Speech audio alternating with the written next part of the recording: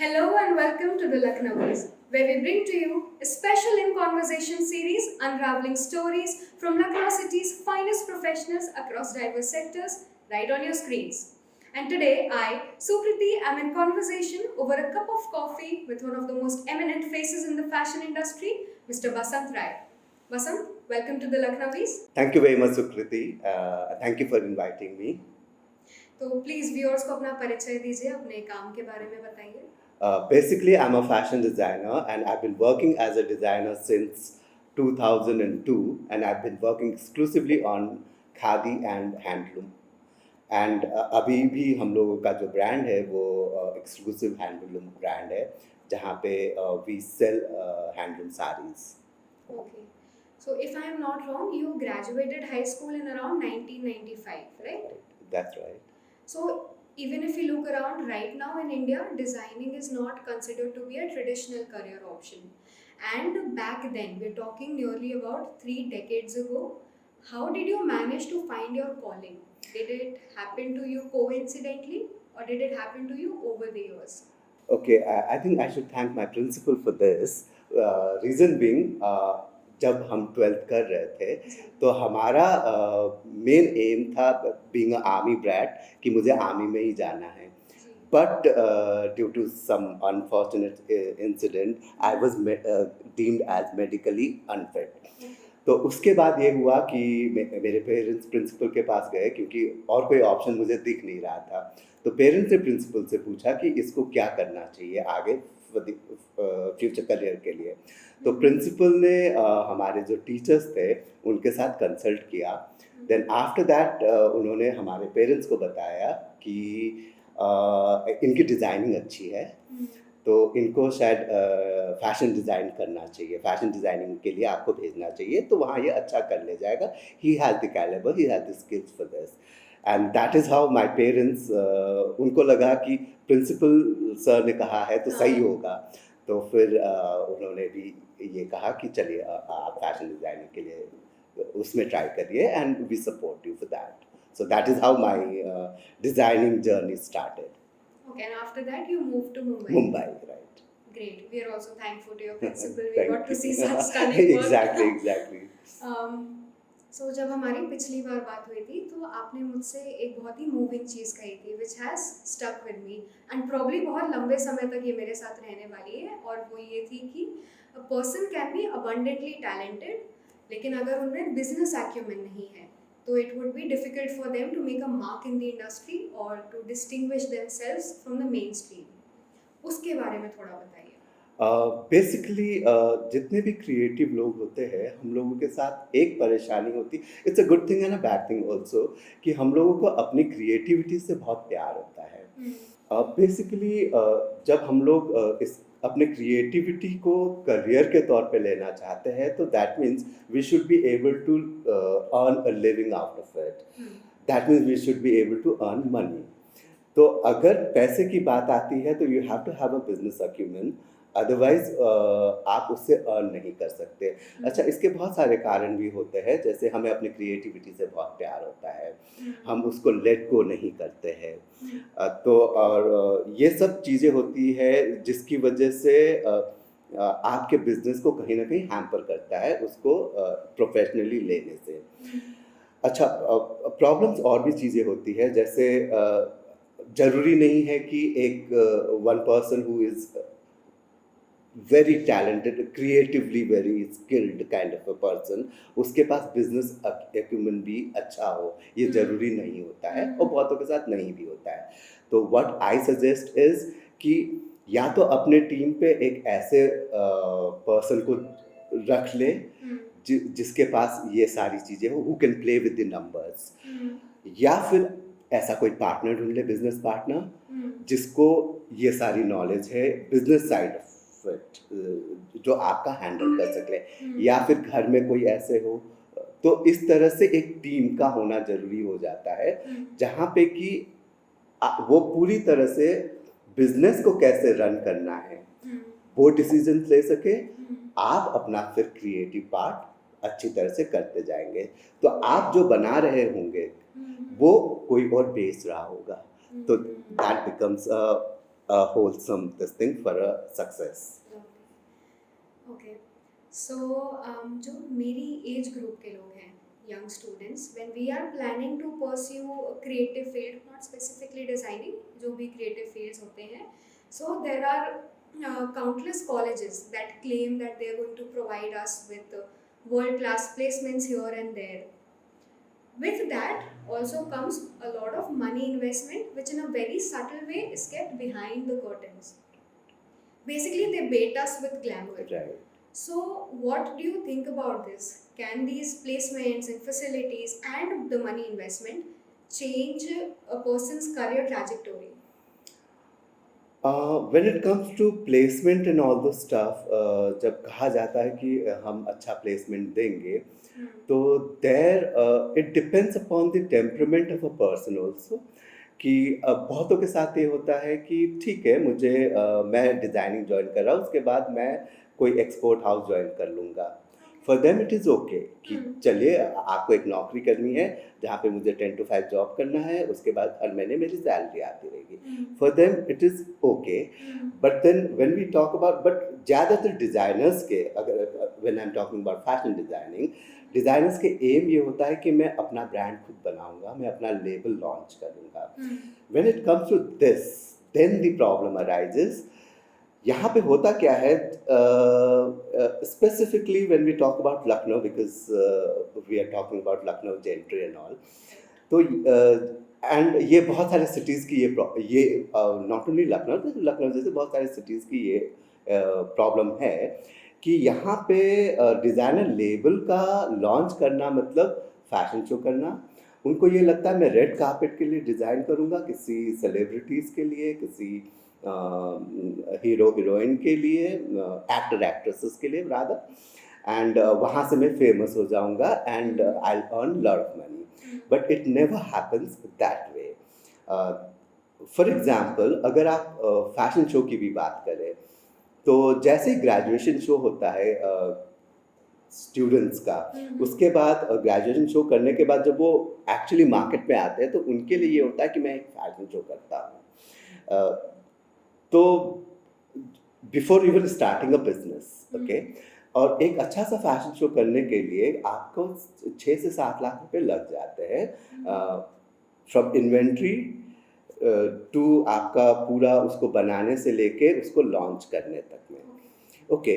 6 से 7 लाख रुपए लेके आपने एक फैशन शो किया हम कहते हैं बहुत बड़ा फैशन शो भी नहीं किया जहाँ पे 50 लोग आए थे 50 लोगों में से 10 जो कि बहुत ज़्यादा है 50 के रेशियो के हिसाब से फिर भी हम ये मानते हैं कि 10 आपके बायर्स थे जो कि डिफरेंट शोरूम से आए थे 10 बायर्स में से हम एक की बात करते हैं अब जब एक कलेक्शन आप लॉन्च करते हैं तो उसमें कम से कम 36 आउटफिट्स होते हैं अब उनको हम उस एक बायर ने सपोज आपको ये कहा कि हमें 36 आउटफिट्स चाहिए आपके और उस 36 आउटफिट्स के 3 साइजेस में चाहिए एक मीडियम एक लार्ज एक स्मॉल दैट मीन 36 into 3 उतने आउटफिट्स आपके पास होने चाहिए उतने आउटफिट बनाने के लिए आपके पास फैब्रिक से लेकर इंफ्रास्ट्रक्चर मशीनरी टेलर्स वो सारी चीज़ें होने चाहिए उसके बाद वो आउटफिट उनको 10 दिन के अंदर या 15 दिन के अंदर चाहिए होता है because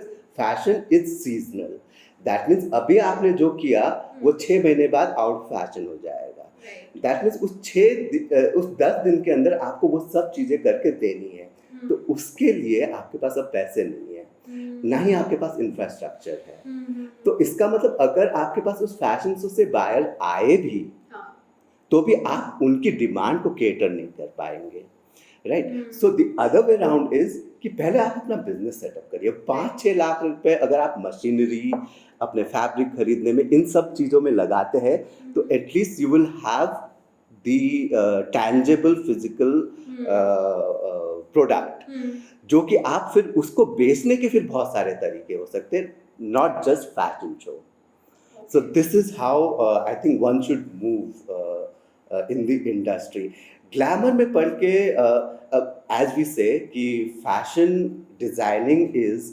99% hard work and 1% glamour that is जब आप स्टेज पे सारे मॉडल्स के साथ आते हैं that 3 to 4 minutes of your walk is the only glamour part of it. क्योंकि आपको जैसे आप उस रैंप से हट के बैक स्टेज पे जाते हैं, फिर से आपको बिजनेस करना होता है, क्योंकि आपको सीधे अटेंड करना है अपने बायर्स को, ना कि उन मॉडल्स के साथ आपको घूमना है या उन सेलिब्रिटी, जो भी सेलिब्रिटी आई होती है उनके साथ घूमना है. सेकेंडली, बहुत अच्छा लगता है जब आप सेलिब्रिटी के साथ आपकी फ़ोटो छपती है, राइट? बट उस सेलिब्रिटी को वहाँ तक लाने में कितने पैसे लगते हैं? अगर वो पैसा इनिशियली आप अपने वर्कशॉप में लगाए या अपने एटलियर को और एक्सपैंड करने के लिए लगाए, तो वो ज़्यादा बेहतर होगा. हम ये नहीं कहते कि फैशन शो नहीं करना चाहिए.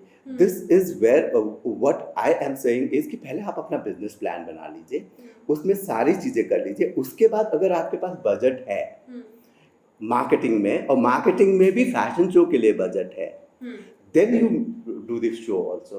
But don't start with the fashion show, is what I mean to say here.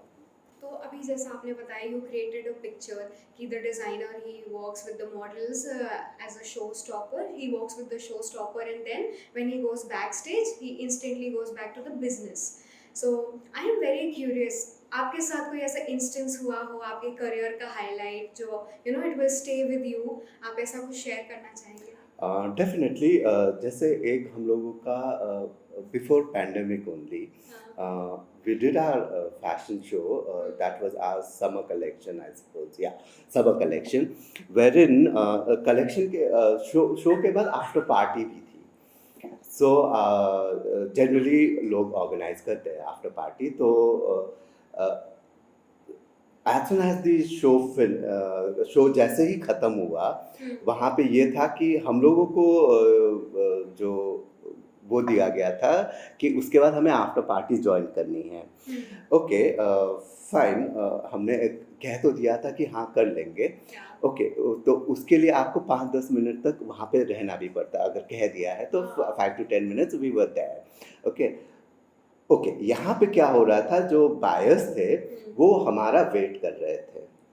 But luckily वो मिस आउट हो जाता हमसे, but luckily I have a business partner, तो he was there to attend him. At least तब तक वो उनको business side of it वो उनको बता रहे थे, और उनका कॉल अर्जेंट पे मेरे पास आया कि आप पार्टी छोड़िए, आप आइए यहाँ पे, बिकॉज ये क्लाइंट हाथ से जाने वाला है, और मैं जितना रोक सकता हूँ मैं रोक चुका हूँ.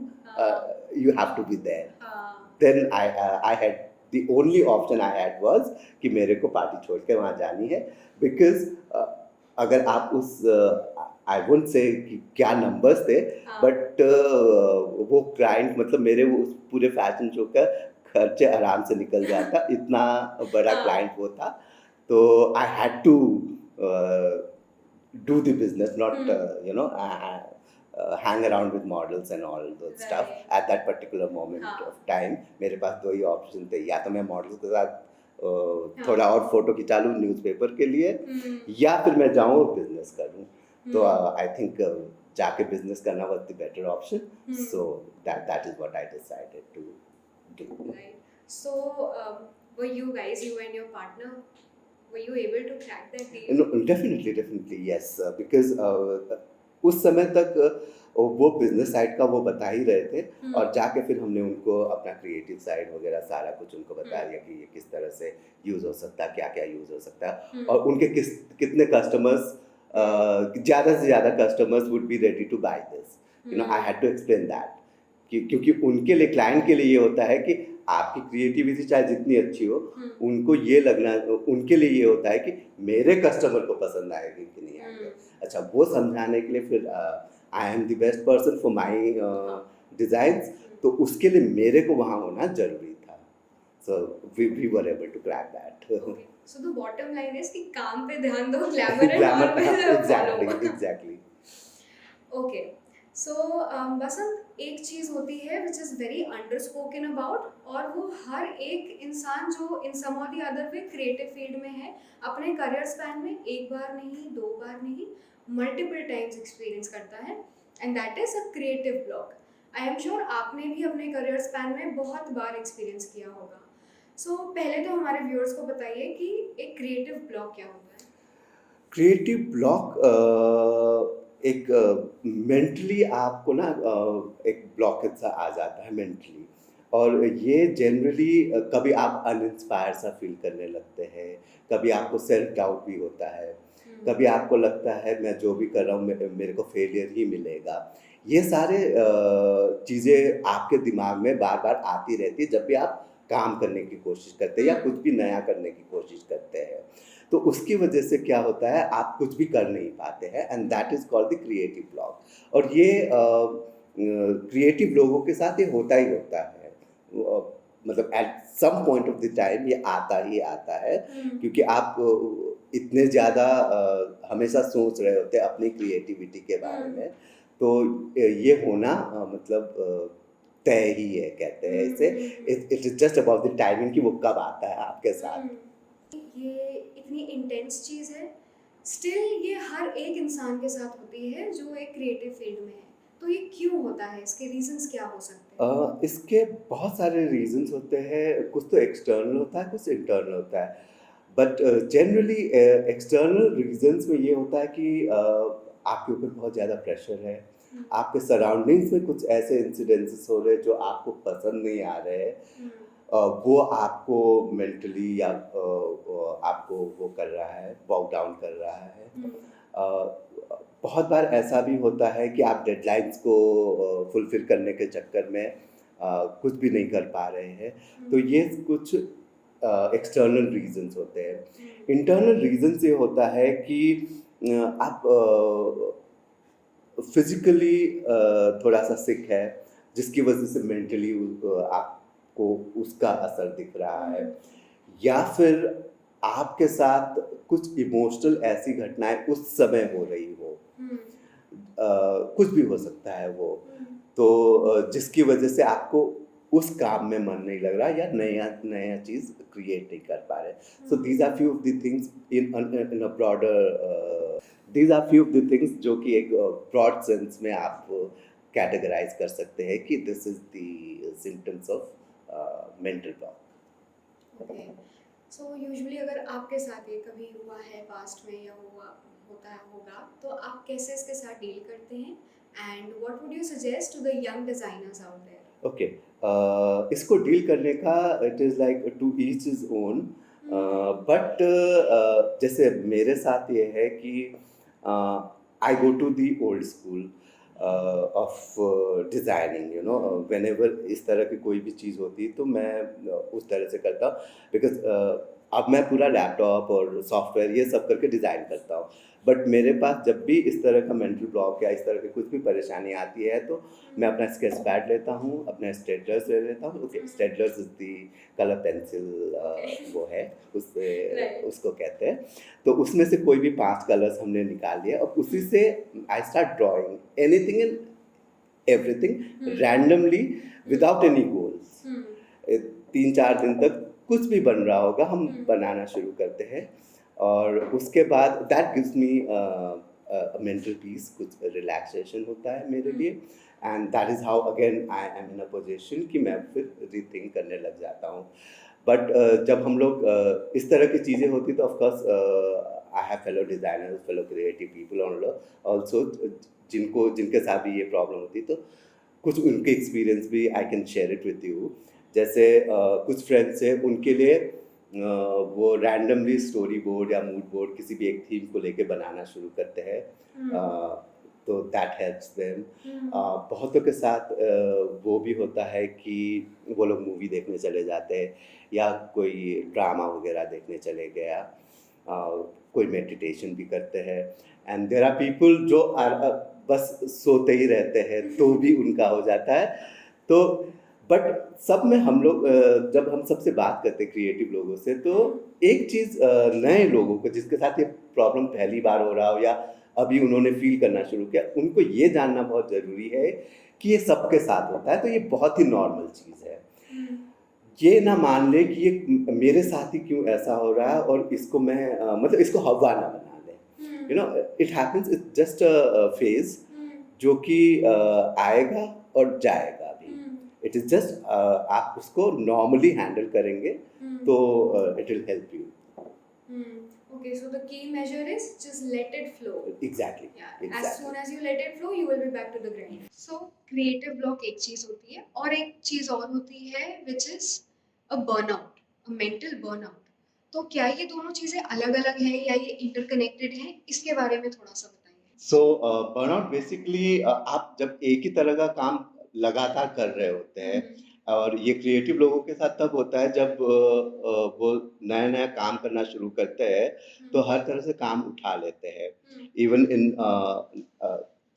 फैशन डिजाइनिंग की बात छोड़ भी दे, अगर फोटोग्राफी की भी बात करें तो सपोज वो आजकल जो ट्रेंड में है कि प्री वेडिंग, तो वो बार बार प्री वेडिंग करते जा रहे हैं, हर रोज वही कर रहे हैं, हर रोज कैमरा उठा के तीन शॉट्स ले रहे हैं, तो अल्टीमेटली वो अनइंस्पायर्ड फील करने लगते हैं and that is called the burnout.